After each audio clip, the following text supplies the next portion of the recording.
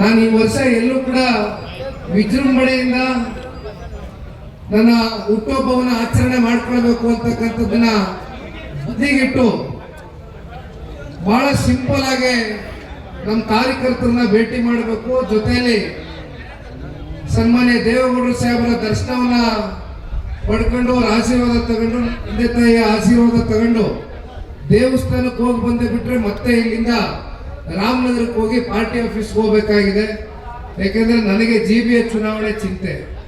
120 ಜನ ಪ್ರಮುಖ ಮುಖಂಡರನ್ನ ಕರೆಸಿದ್ದೀನಿ, ಹೋಗಿ ಪಾರ್ಟಿ ಆಫೀಸಲ್ಲಿ ಕುಂತ್ಕೊಂತೀನಿ. ಯಾರು ಕಾರ್ಯಕರ್ತರು ರಾಜ್ಯಾದ್ಯಂತ ಬರ್ತಿರೋ ದಯಮಾಡಿ ಅಲ್ಲಿ ಬನ್ನಿ ಅಂತಕ್ಕಂಥದ್ದನ್ನ ಕೋರ್ಕೊಂಡಿದ್ದೇನೆ ನನ್ನ ಸಾಮಾಜಿಕ ಜಾಲತಾಣದಲ್ಲಿ. ಆದ್ರೆ ಇವತ್ತು ಮಂಜಣ್ಣ ಅವ್ರು ನನಗೆ ಗೊತ್ತೇ ಇಲ್ಲ. ಕುಮಾರಣ್ಣನ ಜೊತೆ ಮಾತಾಡ್ಕೊಂಡು ಇಲ್ಲ ನಾನು ಆನೇಕಲ್ ಭಾಗದಲ್ಲಿ ಸೂರ್ಯ ಸಿಟಿನಲ್ಲಿ ಇವತ್ತು ಈ ಕಾರ್ಯಕ್ರಮ ಮಾಡಲೇಬೇಕು, ನಾವು ರಾಜುರವರು ಮತ್ತೆ ಈ ಭಾಗದ ಪ್ರಮುಖ ಮುಖಂಡರುಗಳೆಲ್ಲ ತೀರ್ಮಾನ ಮಾಡ್ಬಿಟ್ಟಿದೀವಿ ಅಂತ 2 ದಿನದಿಂದ ಅವ್ರ ಪ್ರೆಸ್ ಮೀಟ್ ನೋಡಿ ನನಗೆ ಗೊತ್ತಾಗಿತ್ತು. ಇಲ್ಲ ಅಂತಂದ್ರೆ ನಾನು ಈ ವರ್ಷ ಆಗ್ಲಿ ಮುಂದಿನ ವರ್ಷ ಆಗ್ಲಿ ಬಹಳ ದೊಡ್ಡ ಮಟ್ಟದಲ್ಲಿ ಈ ಹುಟ್ಟುಹಬ್ಬಗಳನ್ನ ಆಚರಣೆ ಮಾಡ್ಕೊಳ್ತಕ್ಕಂಥದ್ದು ನನಗೆ ವೈಯಕ್ತಿಕವಾಗಿ ಸಂತೋಷ ತಂದ್ಕೊಡ್ತಕ್ಕಂಥ ವಿಚಾರ ಅಲ್ಲ.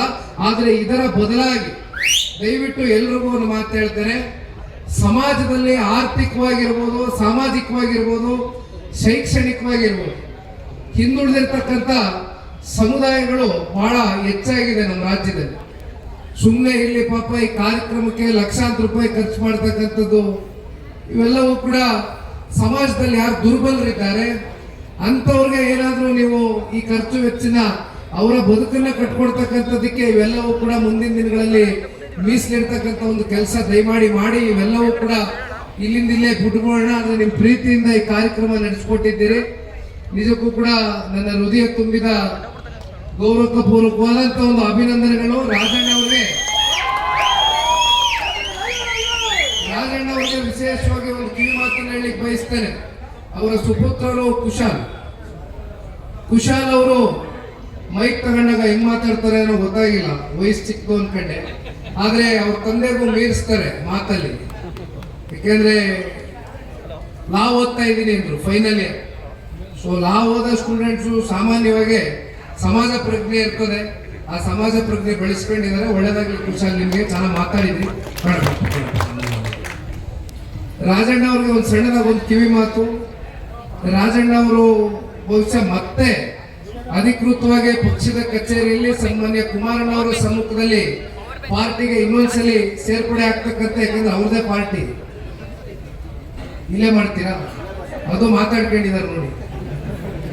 ಕುಮಾರಣ್ಣನ ಹತ್ರ ಮಾತಾಡ್ಕೊಂಡವ್ರೆ ಒಂದು 25,000 ಜನ ಎಲ್ಲ ಕ್ಷೇತ್ರದಿಂದ ಬಂದು ಆಶೀರ್ವಾದ ಮಾಡ್ತಕ್ಕಂಥ ಒಂದು ಕಾರ್ಯಕ್ರಮ ಮಾಡ್ತೇವೆ ಅಂತಕ್ಕಂಥದ್ದು ಹೇಳ್ತಾ ಇದ್ದಾರೆ.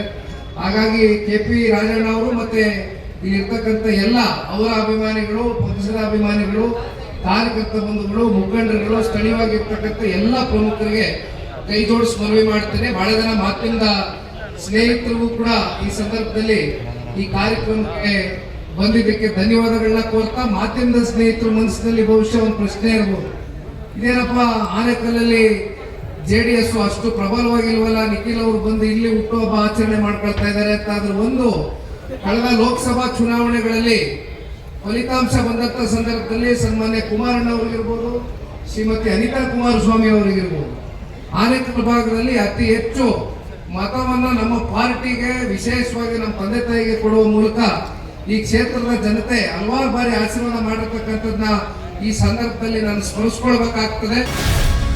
ಗ್ಯಾರಂಟಿ ನ್ಯೂಸ್, ಸುದ್ದಿ ಖಚಿತ, ನ್ಯಾಯ ನಿಶ್ಚಿತ.